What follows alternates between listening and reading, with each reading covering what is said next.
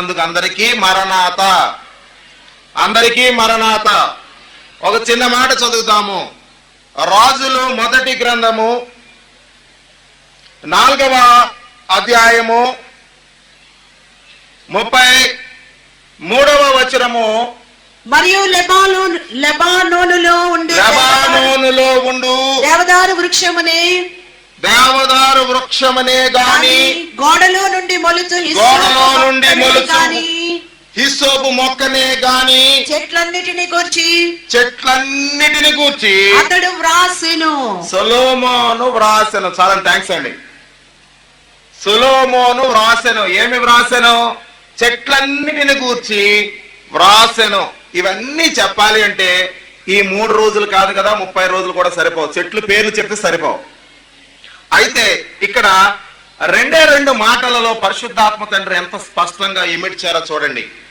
మొదటిది దేవదారు వృక్షం, రెండవది హిస్సోపు మొక్క. దేవదారు వృక్షానికి హిస్సోపు మొక్కకి అసలు పోలిక గాని పొంతన గాని లేదు. అది ఒక ఎక్స్ట్రీము, ఇది ఇంకొక ఎక్స్ట్రీము. ఎట్లాగా అని చెప్పేసి అంటే, ప్రపంచంలో దేవదారు వృక్షము పెరిగినంత ఎత్తు బహుశా మరో వృక్షం పెరగదేమో. చాలా ఎత్తైన వృక్షము, బలమైన వృక్షము, విలువైన వృక్షము. దేవదారు వృక్షంతో మరి చాలా విలువైనటువంటి పనులు, ఘనకార్యములు దేవుడు జరిగించుకున్నాడు, చేసుకున్నాడు. దేవుని పిల్లలారా, దీనికి మనకి ఏంటి పొందిక? ఎందుకు ఇది మొదలు పెట్టాడు ఈయన? మనుషులు మానేశాడు, మొక్కల్లోకి దిగేరేంటి అనుకోకండి, చెట్లలో దిగేరేంటి అనుకోకండి. పరిశుద్ధాత్మ తండ్రిని మనం జ్ఞాపకం చేసుకుంటే ఆయన భక్తులైన వారిని మరుగుపరిచి ఒక్కొక్కరి ద్వారా ఒక్కొక్క విషయాన్ని వివరించారు. సొలొమోను మరుగుపరిచి సొలొమోను ద్వారా ఆయన తెలియజేసినటువంటి ఈ మర్మము ఏమిటి అని ఆలోచించే చూస్తే, దేవుని పిల్లలారా, దేవదారు వృక్షాన్ని గాని ఈ హిస్సోపు మొక్కను గాని ఎవరు ఇండ్లలో పెంచుకోరు. దేవదారు వృక్షం ఎక్కడ పెరుగుతుందంటే పెద్ద అరణ్యాల్లో పెరుగుతుంది. హిస్సోపు మొక్క ఎక్కడ పెరుగుతుందంటే ఎవరు పెంచరు. అది ఎక్కడ పెరుగుతుందని ఉంది అక్కడ. గోడలో నుండి మొలుచు హిస్సోపు మొక్క. గోడలో నుండి మొలుచు అంటే గోడలో ఎవరు కూడా దాని విత్తనాలు వేయరు, నీళ్లు పొయ్యరు. దేవుని పిల్లలారా, గోడ అని అనగానే ఏమిటి? రాతి గోడ, అనుకూలము లేని స్థితి, పరిస్థితి. అరణ్యములో కూడా ఎవరు నీళ్లు పోయరు, దేవుడే దానికి నీళ్లు పోసి పెంచుతాడు. ఈ 2 మాటలు మాత్రం కొద్ది సమయము జ్ఞాపకం చేసుకుందాం. ఒకటి దేవదారు వృక్షము, 2 హిస్సోపు మొక్క. ఈ 2 కూడా ఒక అద్భుతమైనటువంటి కోణములో మనం పరిశీలన చేద్దాం. ఏమిటి అంటే, ఏదైనా ఒక నాణ్యం తీసుకుని మీరు కనుక వేస్తే ఓ ప్రక్కన ఒకవైపు, రెండవ పక్కన రెండవ వైపు బొమ్మ లేదా బొరుసు ఉంటుంది. దేవుని పిల్లలారా, 2 ఒకటే సైజులో ఉంటాయి, కోణం ఒకటే సైజులో ఉంటుంది. కానీ దేవుని చేతిలో ఉన్న కోణము లేదా నాణ్యము ఈ కోణంలో పరిశీలన చేస్తే మనకి ఎవరికి అర్థం కాదు, అంతుపట్టదు. ప్రతి విశ్వాసి జీవితంలో ఈ 2 కోణాలు మనం చూస్తాం. ఒకటి చూడాలి, ఉండాలి. ప్రతి జీవితంలో, ప్రతి విశ్వాసి జీవితంలో ఈ 2 స్థితులు కలిగి ఉండాలి. ఒకటి దేవదారు మొదలు ఉన్నది, కానీ దానికి చివర ఇంకోటి ఉన్నది ఏంటంటే హిస్సోపు మొక్క. దేవుని పిల్లలారా, హిస్సోపు మొక్క గూర్చి మాత్రమే కొంచెం ఎక్కువ నేను స్ట్రెస్ చేయాలని అనుకుంటున్నాను. దేవదారు వృక్షం గురించి కొంచెం తక్కువ మీకు చెప్పాలనుకుంటున్నాను. ఈ పూట నా అంశం హిస్సోపు మొక్క మాత్రమే.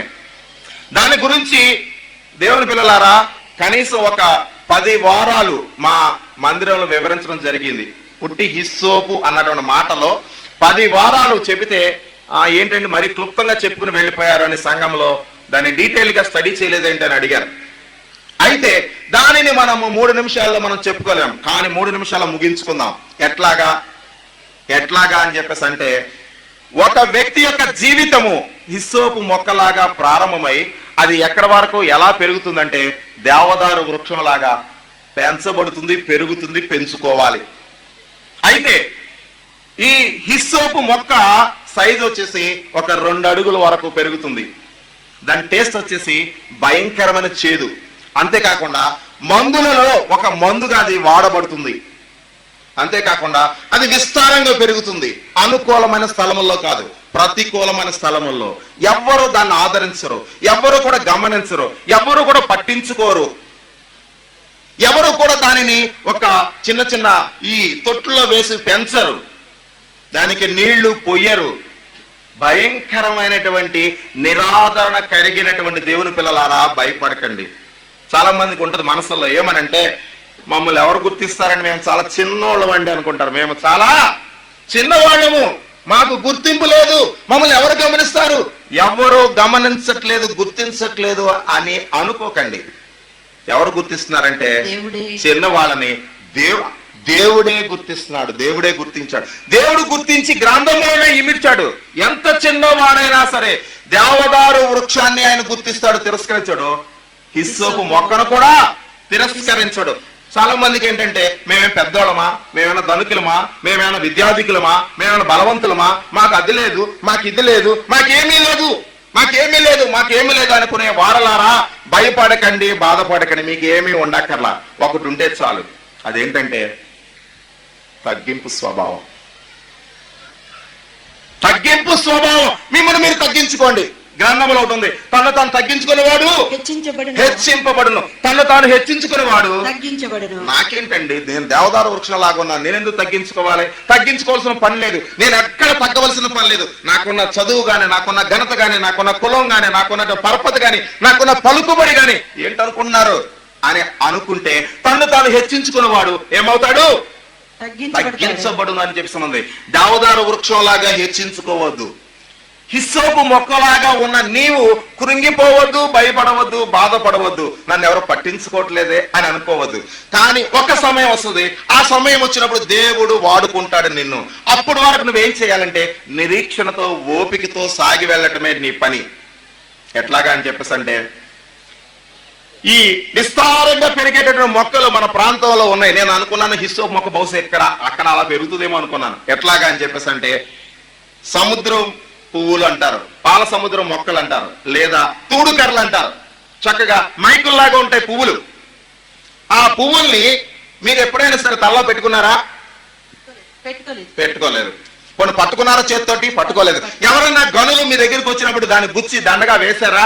ఒకవేళ ఎవరికైనా వేస్తే వాళ్ళు ఎలా ఫీల్ అవుతారు అంటే, మీకు మేము ఎంత చీప్ గా ఉన్నామా అంటే, మా స్థితి ఏమనుకున్నారు ఏంటి, మేము ఎలా అవి విస్తారంగా పెరుగుతున్నాయి కనుక, మీరు బాగా విస్తరించారు కనుక మీరు గనులని మేము మీకు వేసామంటే ఎవరు అంగీకరించరు. కానీ అక్కడ కూడా విస్తారంగా పెరిగేటటువంటి హిస్సోపు మొక్క ఎంత విస్తారంగా పెరుగుతుంది అని చెప్పేసి అంటే, ఒక చిన్న మాటలో కనుక మనం గమనించి చూస్తే, ఈ హిస్సోపు మొక్క యొక్క పుట్టు పూర్వత్రాలు కొన్ని మనం జ్ఞాపకం చేసుకుందాం. నిర్గమకాండము 12వ అధ్యాయము 22వ వచనంలో గనక మనం చూస్తే దేవుడు దీన్ని ఎలా వాడుకున్నాడో మనకు అర్థమవుతుంది. ఐగుప్తులో 430 సంవత్సరములు నలిగిపోయినటువంటి తన ప్రజలైన వారిని దాస్యములో నుండి వెలుపలికి నడిపించే సమయంలో దేవుడు ఒక మాట చెప్పాడు, అద్భుతాలు చేశాడు. మరియు హిస్సోపు కుంచె తీసుకొని పళ్ళెములోనున్న రక్తముతో దాన్ని ముంచి ద్వారబంధపు పైకమ్మికిని రెండు నిలువు కమ్ములకి రాస్తే మీకు ఏ సూచన లేదు, ఏ గుర్తు కనబడుతుంది? పైన ఇటోటి ఇటోటి 3 పెట్టారనుకోండి, పెడితే ఎలా కనబడుతుంది? మీకు ఒక శిలువాకారం మీకు కనబడుతుంది.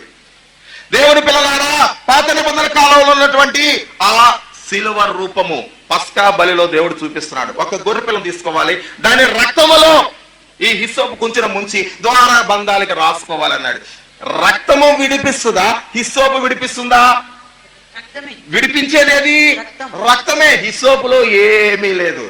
అంత శక్తి అంతా కూడా దేనిలో ఉంది? రక్తంలో ఉంది. దేవుని పిల్ల, రక్తమే రాసుకోవచ్చు కదా, హిస్సోపు ఎందుకు వాడాలి?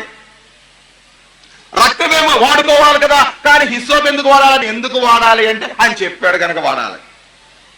ఎంతమంది వాడుకోవాలి? మోషే గారు, అహరోన్ గారు, వాళ్ళ సహోదరి, ఇంకా లేదా అలా కుటుంబము, లేదా పెద్దలు 12 చాలు అని దేవుడు చెప్పాల. ఎంతమంది వాడాలి దాన్ని? ఇశ్రాయేలు ఎంతమంది ఉన్నారు? అందరూ. ఎంతమంది ఉన్నారండి ఇశ్రాయేలీలు? సుమారు 6 లక్షల కాల్బలము. 6 లక్షల కాల్బలం. ఇశ్రాయేలు అందరూ ఉన్నారు. సైన్యమే 6 లక్షలు ఉంటే ఆయనకు తండ్రి, తల్లి, భార్య, కనీసము పిల్లలు ఎంతమంది ఉంటారంటే మాకిద్దరు, మేమిద్దరము, ఇద్దరు లేక ముగ్గురు, లేకపోతే ఇద్దరు వద్దు ఒకరు ముద్దు, కాలంలో లేరు వాళ్ళు.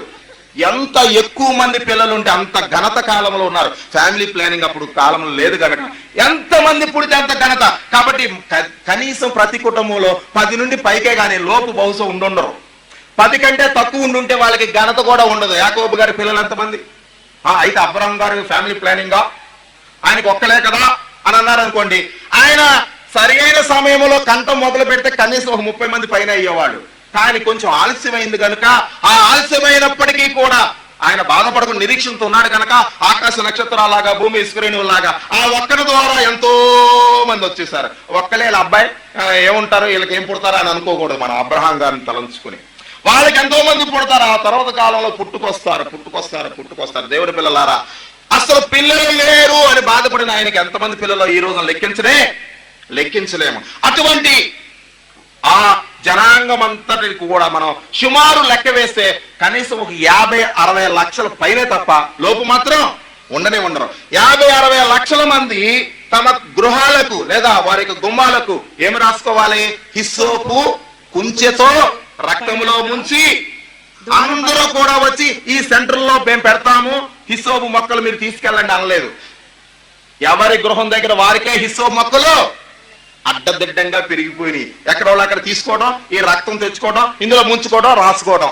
అప్పటి వరకు గుర్తింపు లేకుండా పడి ఉన్నటువంటి హిస్సోపు మొక్కకు దేవుడు ఎంత గుర్తింపు ఇచ్చాడో ఒక్కసారి జ్ఞాపకం చేసుకోండి. దేవుని పిల్లలారా, అందరి చేతులలో ఏదుంది?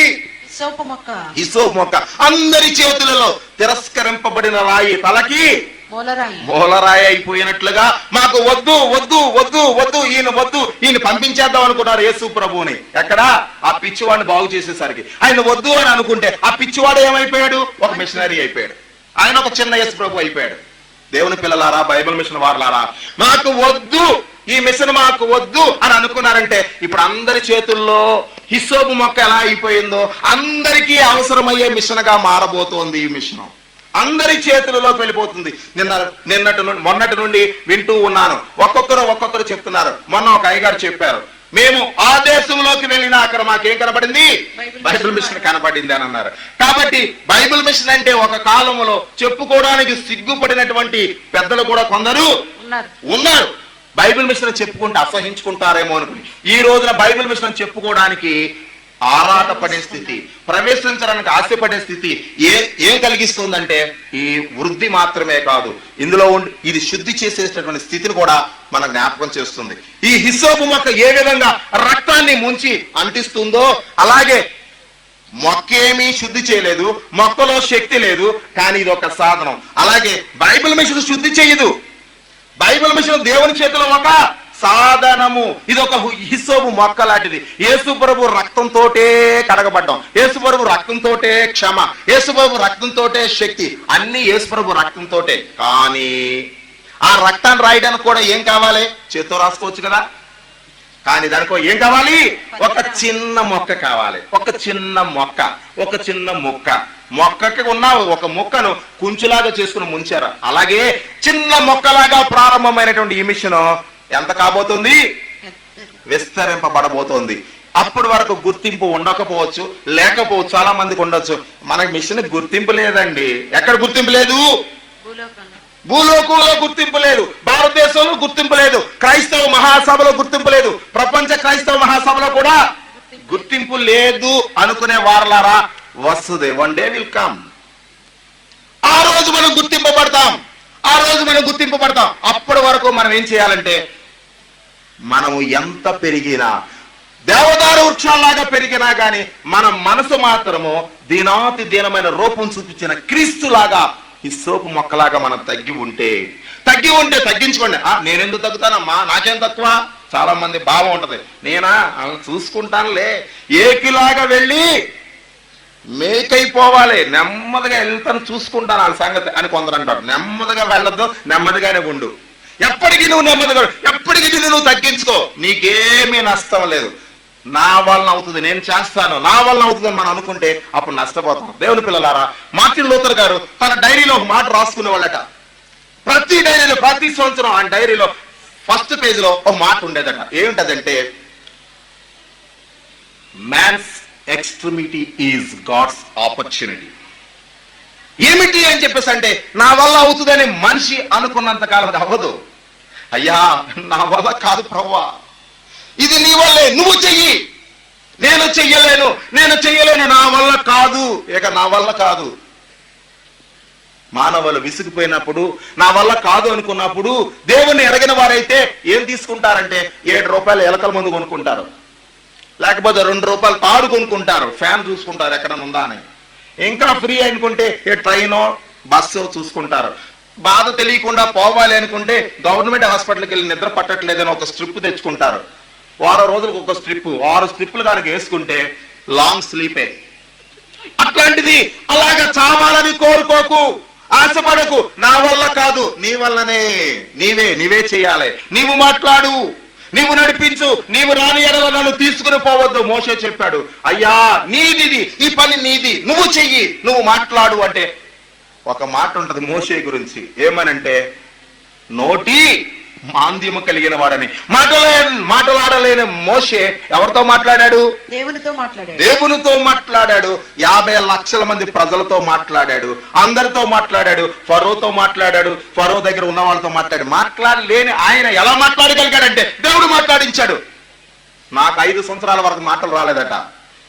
మా కొడుకుకు 3 సంవత్సరాల వరకు మాటలు రాత బాధపడితే మా అమ్మగారు అన్నారు, బాధపడకు నాన్నలో, నీకు 5 సంవత్సరాల వరకు మాటలు రాలేదు. చాలా మంది మరణాత ఊరికే మాట్లాడుతూ ఉంటాడంటే, ఈ మరణాతకి 5 ఏళ్ల వరకు మాటలు రాలేదు, వచ్చినా నత్తి మాటలు.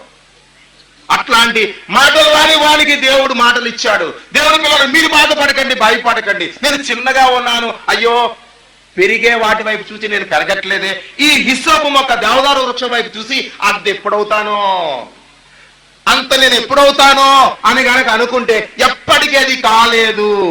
అవుతుందా? కాలేదు. ఎందుకు కాలేదు? దానికి ఎరువులు వేయండి, నీళ్లు పోయండి, ఇంకోటి పోయండి, ఏమి పోసినా గాని అది పెరగదు. ఎందుకు పెరగదంటే దాని యొక్క స్థితి దేవుడు అలాగే చేశాడు. ఒక చిన్న ఉపమానం మీకు చెప్పాలనుకుంటున్నాను. ఏంటంటే, ఒక తోటలో మొక్కలన్నీ కూడా అలిగినాయట.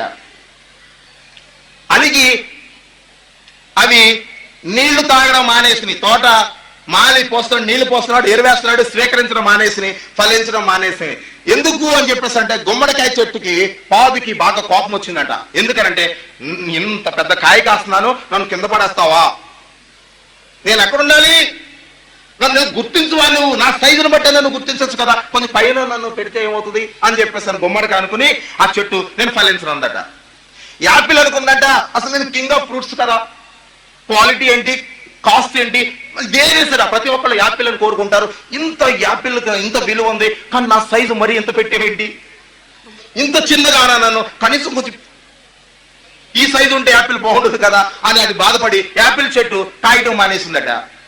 ఇంకో చెట్టు అలాగా ద్రాక్ష చెట్టు అనుకుంటుందట, దేవుడే దిగి వచ్చి నా రసాన్ని, ఇదిగో నా రక్తం అని చెప్పేసి ఇస్తే నన్ను మరీ ఇంతంత చేస్తావా, నల్లగా చేస్తావా అని చెప్పేసి తెలుపుకున్నంత విలువ ఈ లోకంలో నలుపుకి లేదు. చివరికి ఎక్కడ చూసినా పెళ్లిలో కూడా. కాబట్టి దేవుని పిల్లలారా, తెలుపుకి చాలా విలువ ఉంటుంది. అయితే ఈ ద్రాక్ష కాయకి చాలా కోపం వస్తుంది, నన్ను నల్లగా చేస్తావా, కాబట్టి నేను కాయను అని చెప్పేసి అనుకుందట. ఇలా ప్రతి చెట్టుకి ఏదో అసంతృప్తి, ప్రతిదానికి అసంతృప్తి ఉండి కాయడం మానేసేసరికి యజమానుడు ఒక రోజున వచ్చాడు. తోట యజమానుడు వచ్చి చూస్తే ఒక్క చెట్టుకు ఒక్క కాయ లేకపోయేసరికి ఆయనకు ఆశ్చర్యం అనిపించింది. గుమ్మడి చెట్టు దగ్గరికి వెళ్ళి అడిగాడు, ఏమ్మా ఎందుకు ఫలించలేదు నువ్వు అంటే, మరి తోట వాళ్ళని పిలుస్తాను, వాడిని నేను సస్పెండ్ చేస్తాను, ఏదో చేస్తాను, ఏంటి కారణం ఏంటి, నీళ్లు పెట్టలేదా, లేదయ్యా నీళ్లు పెట్టాడు, ఎరువేయలేదా, ఎరువేశాడు, కలుపు తీయలేదా, మరి ఎందుకు నీకేమైంది, దాని కడుపులో ఉన్న బాధ అంతా చెప్పుకుంది. వినేవాళ్ళు ఉండాలే గాని నిజంగా దేవుని పిల్లలారా, ఎంత బాధ అయినా ఎవరైనా మూల కూర్చున్న ముసలమ్మ దగ్గర నుంచి తొట్టులో పడుకున్న పిల్లవాడితో సహా చెప్పుకుంటారు తమ బాధ. ఎలా చెప్పుకుంటారు? కయ్యమని ఏడ్చాడంటే అది కూడా బాధగా. కాబట్టి ఎవరి దగ్గరికి వెళ్ళినా వాళ్ళ బాధ వాళ్ళు చెప్పుకుంటారు, వినేవాళ్ళు ఉంటే. కాబట్టి దేవుని పిల్లరా, ఈ యజమానుడు వచ్చి వింటున్నాడు కనుక వాటి బాధలన్నీ చెప్పుకున్న చెట్లు. అయితే ఒక అలా ప్రతి చెట్టు బాగా వినుకుంటా ముందుకెళ్ళాడు. అక్కడ జామ చెట్టు కనపడింది. ఆ జామ చెట్టు మాత్రం అలిగినట్టు కనపడలా, చాలా కలగలిగి ఉన్నది. ప్రతి కొమ్మకి కాయలు ఉన్నాయి, విరగ కాసేసింది. అమ్మా మరి నువ్వు అలగలేదా తల్లి? నీకేమైంది? అన్ని చెట్లు అలిగినాయి, నీకేమైంది? నువ్వెందుకు కాస్తున్నావు? చెట్టు నీకు నీళ్లు పెట్టి వాళ్ళకి పెట్టారు, మరి నువ్వెందుకు కాస్తున్నావు అని అడిగేసరికి జామ చెట్టు అందట, అయ్యా నా యజమానుడు నీవు జామకాయ తినాలనుకున్నావు, జామ చెట్టు వేసావు. కాబట్టి నేను నీ ఆశ తీర్చడానికి, నీ ఆకలి తీర్చడానికి నేను ఫలించా. నువ్వు యాపిల్ తినాలనుకున్నావు, యాపిల్ చెట్టు వేసావు, కాబట్టి యాపిల్ చెట్టు ఫలించాలి. గుమ్మడికాయ తినాలనుకున్నావు, గుమ్మడి చెట్టు వేసావు. నువ్వు మరి యాపిల్ ద్రాక్షకాయ తినాలనుకున్నావు, ద్రాక్ష చెట్టు వేసావు. నారింజకాయ తినాలనుకున్నా, నారింజ చెట్టు వేసావు. దేనికి ఎంత సైజు ఉండాలో, దేనికి ఏ టేస్ట్ ఉండాలో, ఏ కలర్ ఉండాలో అన్ని నువ్వు ఎరుగుతావు కదా. దాని ఫ్లేవర్ నువ్వు దానికి ఇచ్చావు. కాబట్టి అవి ఫలించి నీ ఆశ తీర్చాలి. కాబట్టి నీ ఆశ తీర్చడానికి నేను నా కాయలు ఇదిగో కాశాను అందుకనే అని చెప్పిందట. దేవుని పిల్లలారా, చిన్న సేవకుని మాత్రమే కాదు, విశ్వాసం మొదలుకొని పెద్ద బోధకుని వరకు ప్రతి ఒక్కరి కడుపులో ఏదో ఒక అసంతృప్తి ఉంటుంది. ఎవరికి చెప్పుకోలేరు. కొంతమంది చెప్పుకోగలరు, మరి కొంతమందికి చెప్పుకోలేరు. అత్తగారికి ఒక బాధ ఉంటుంది, కోడలకు ఒక బాధ ఉంటుంది, మామకో బాధ ఉంటుంది, అల్లుడికి ఇంకో బాధ ఉంటుంది, ఇంకోళ్ళకి మనవడికి, తాతకి, ఎవరి బాధ వాళ్ళకి, ప్రతి ఒక్కరి బాధ ఉంటుంది. కానీ వినే నాదుడు ఉండడు కదా, అందుకని చెప్పుకోకుండా కొంచెం కాముగా ఉంటారు. వినేవాడు ఎవరైనా దొరికితే మాత్రం మొత్తం బాధ, అమ్మ మీకు ఇంత బాధ ఉందా? కానీ ప్రతి ఒక్కరు తమ బాధను వ్యక్తం చేస్తారు. ఇక్కడ చూస్తే ఈ జామ చెట్టు ఏ విధంగా తృప్తి పడిందో ఆ విధంగా దేవుని పిల్లలారా మనం కూడా తృప్తి కలిగి జీవించాలని దీని భావం. మనల్ని ఏ స్థితిలో ఉంచాడో దేవుడు ఆ స్థితిని బట్టి దేవుడు స్తుతించాలి. నేను అలా ఎందుకు లేను, ఇదిగో నేను ఇలా ఎందుకు లేను, మా గుడి పెద్దదవ్వలేదు, మా సంఘం పెద్దదవ్వలేదు, దేవుడు అన్యాయిస్తుడు, నేను 30 సంవత్సరాల నుండి ఎంతో నమ్మకంగా సేవ చేస్తుంటే నాకు ఇంత సేవ పెరగలేదు, గొర్రెకి తోక బెత్తులాగా నేను 40 సంవత్సరాలు సేవ చేస్తుంటే నెలకు 500 రూపాయలు కూడా రావు, దశమాగం కట్టకపోతే మాకు టెప్పులు అక్కడ తిడతారు, ఏం సేవయా నీది ఒక సేవనా, నీ బ్రతికెందుకు వేస్ట్ అని చెప్పి అంటున్నారు. కాబట్టి నాకు పెరగలేదు అని చేస్తాని ఓ బాధపడే పేద సేవకుడా సేద తీర్చుకో. ఒకవేళ నువ్వు దేవుని చేతిలో ఒకవేళ హిస్సోపు మొక్కవేమో, పేద క్రైస్తవుడా తీర్చుకో, నీదే మోతి బాధలు పొందిన. కాబట్టి దేవుని పిల్లలారా పేద క్రైస్తవుడా సేద తీర్చుకో. ఎక్కడా ఉండి నీ స్థితిలో నీవుండి, నీవు స్వతంత్రుడు అయితేవా విడుదల కోరదు, దాసుడు అయితే విడుదల కోరవద్దు. నువ్వు స్వతంత్రుడు అయి ఉంటివా నువ్వు దాసుడు అవ్వవద్దు. ఎవరు ఏ స్థితిలో ఉంటారో ఆ స్థితిలో ఉండి దేవుని సేవ చేయాలన్నది. నీకు విద్య ఉన్నదా, విద్యను బట్టి గర్వించకు. విద్య లేని వారిని తృణీకరించకు, చదువు లేని వారిని తిరస్కరించకు. పౌలు లాంటి సేవకులు, పేతురు లాంటి వారిని గౌరవించారే గాని వాళ్ళకి చదువు సంధ్యలు లేవని తిరస్కరించలేదు. చదువు లేనటువంటి పేతురు లాంటి వాళ్ళు కొంతమంది చదువేం చదువా, బోడి చదువు అందరూ చదవచ్చు, గాడిది కూడా చదువుతుంది, శక్తి కావాలి శక్తి అని చెప్పి చదువు లేని వాళ్ళు కొంతమంది అంటుంటారు. కానీ పేతురు గారు అలాగా చదువుకుంటేనే, చదువు లేకుండా ఉంటేనే దేవుడు వాడుకుంటాడని అనుకోలేదు. చదువు లేని వాళ్ళని ఎంత వాడుకుంటాడో చదువుకున్న వాళ్ళని దేవుడు అంతే. చదువు ఒక సాధనము కాదు, దట్ ఈస్ నాట్ క్రైటీరియా. కాబట్టి దేవుని పిల్లలారా ఇక్కడ మనం గమనించి చూస్తే చదువు ఉంటే మంచిదే, కానీ కేవలం చదువు వల్లనే పని జరుగుతుందని నువ్వు అనుకోవద్దు. దేవుడు ఎప్పుడైనా ఎక్కడైనా ఎవరినైనా ఎలాగైనా వాడుకుంటాడు. ఇంకో చిన్న మాట కనుక మనం గమనించి చూస్తే దేవుని పిల్లలారా విడుదల కొరకు, మనుషులైన వారిని విడిపించిన కొరకు రక్తములో ముంచి వాడుకున్నాడు ఈ హిస్సోపు మొక్కను. సిలువ మీద చూస్తే యేసు ప్రభు దాహము కొన్నాను అని చెప్పేసి అన్నప్పుడు మనం యోహాను సువార్త 19:29 చూస్తుంటే హిస్సోపు తీసుకుని పొడక పూంచి ఆయన నోటికి అద్దించినట్టు చేదు నీళ్లు అని చెప్పేసి ఉంటది. అయ్యా హిస్సోపుతో నా పాపం పరిహరించు అంటాడు దావీదు గారు 51వ కీర్తన 7వ వచనములో.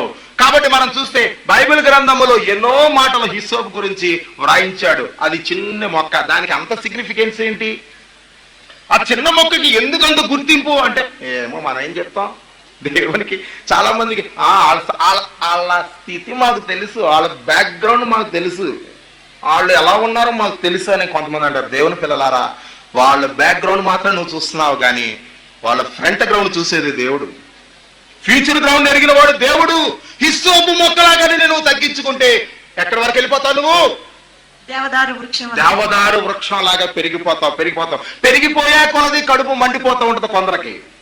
ఎందుకు వీళ్ళకింత ఘనత, ఎందుకు వీళ్ళకింత ఆధిక్యత, ఎందుకు వీళ్ళకింత ఆశీర్వాదం? ఆయనకి ఏముందో నీకు తెలియదు. ఏమి కావాలో అది ఆయనకి తెలుసు. వాళ్ళ దగ్గర అది ఉంది కాబట్టి అది మన దగ్గర లేదు. అది ఏ షాపులో దొరకదు, అది ఏ కాలేజీలో దొరకదు, అది ఏ యూనివర్సిటీలో దొరకదు. నిన్ను నువ్వు తగ్గించుకో. ఓ బైబిల్ మిషన్ వారా, ఓ సేవకుడా, ఓ విశ్వాసి, నీ శ్రమను బట్టి నువ్వు కృంగిపోకు, నీ బాధను బట్టి నువ్వు కృంగిపోకు, నీ శ్రమను బట్టి, నిందను బట్టి నీవు కృంగిపోకు. దేవుడు నిన్నెత్తి చూపిస్తాడు. ఆయన బలిష్టమైన చేతుల కింద నీకెంత శ్రమ ఉన్నా నువ్వు బాధపడకు. నీ ఎంత తిరస్కారం ఉన్నా బాధపడకు. నన్ను గుర్తించటం లేదే, మమ్మల్ని గుర్తించటం లేదే, మమ్మల్ని గుర్తించేటటువంటి మిషన్లు చాలా ఉన్నాయని ఓ స్త్రీలారా బాధపడకండి. దేవుడు తగిన సమయమందు మిమ్మల్ని హెచ్చించినట్లు. Thank you madam. ఆయన బలిష్టమైన చేతి క్రింద దీన మనస్కులై, ఆయన బలిష్టమైన చేతుల కింద దీన మనస్సు కలిగి. ఏ మనస్సు కలిగండి? దీన మనస్సు కలిగి. సాత్వికుల ధన్యులు, వారు ఏమని స్వతంత్రించుకుందరు? బలవంతుల ధన్యులు, వారు భూలోకమును స్వతంత్రించుకుందరు అని లేదు. ఎవరైనా సరే, అలెగ్జాండర్ ది గ్రేట్ దేంతో సాధించాడు? బలము, ఖడ్గముతో. ఇదిగో ఈ ప్రపంచం అంతా కూడా నీకు ఇచ్చేస్తాను, ఒక చిన్న నమస్కారం చేసావంటే. బలంతో సంపాదించుకున్నాడు సాతాను. ఏ బలమో? పాప బలముతో. ఆ పాప బలాన్ని దేంతో జయించాడు యేసు అంటే? దీనత్వముతో. దీనత్వము కలిగిన వారు ధన్యులు, లేదా సాత్వికులు ధన్యులు. వారు ఏమి స్వతంత్రించుకుందరు? భూలోకమును స్వతంత్రించుకుందరు. ఎక్కడో మారుమూల ప్రాంతములో జేగురుపాడు గ్రామములో పుట్టినటువంటి దేవదాసయ్య గారు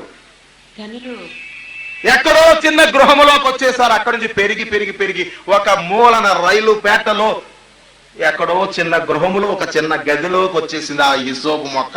ఇప్పుడు ఆ హిస్సోపు మొక్క ఎంతమంది చేతుల్లోకి వెళ్ళిపోయింది? అందరి చేతులలోకి వెళ్ళిపోవడానికి ఈ మొక్కను దేవుడు తీసుకొచ్చాడు. ఆ మొక్క ఒక డైమెన్షన్ ఏమో హిస్సోపు మొక్కలాగా ఉంది, వెనక్కి తిప్పితే కోణము దేవదారు వృక్షాలు. గాలి ఎంత వరకునో అంతవరకు దీన్ని నేను ఏం చేస్తాను? వ్యాపింప చేస్తాను. దేవుడు వాగ్దానం చేశాడు. దేవుడు చేస్తున్న వాగ్దానాలన్నింటినీ కూడా నువ్వు మరిచిపోకు, నువ్వు బాధపడకు, తృణీకరించుకు, తిరస్కరించకు. వాటన్నిటిని బట్టి నువ్వు ఆనందించు, అతిశయించు. ఒక చిన్న మాట, మనకి ప్రతి మాట ఒక వాగ్దానమే, ప్రతి మాట ఒక వాగ్దానం. Just believe. నువ్వు నమ్మితే చాలు, నమ్మితే జరిగిపోతుంది. మనకి అదే కదా లేనిది, నాకెక్కడ వస్తుందండి అంటారు. కంగ్రాచులేషన్స్ అండి అంటాను నేను. ఎవరన్నా కానీ దేనికన్నా ఉద్యోగానికి వెళ్తున్నారండి అంటే కంగ్రాచులేషన్స్ అంటాను. పెళ్లి సెటిల్ అయిందంటే కంగ్రాచులేషన్స్ అని అందరూ అంటారు. సెటిల్ అయిన తర్వాత కాకు మునిపే కంగ్రాచులేషన్స్. ప్రతిదీ కూడా ఒక వాగ్దానమే.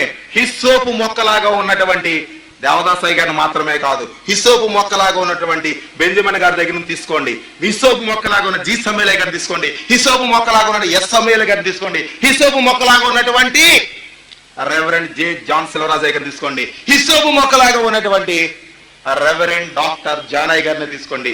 హిస్సోపు మొక్కలాగా ఉన్న ప్రతి ఒక్కరు కూడా ఎలా పెరిగిపోతున్నారు?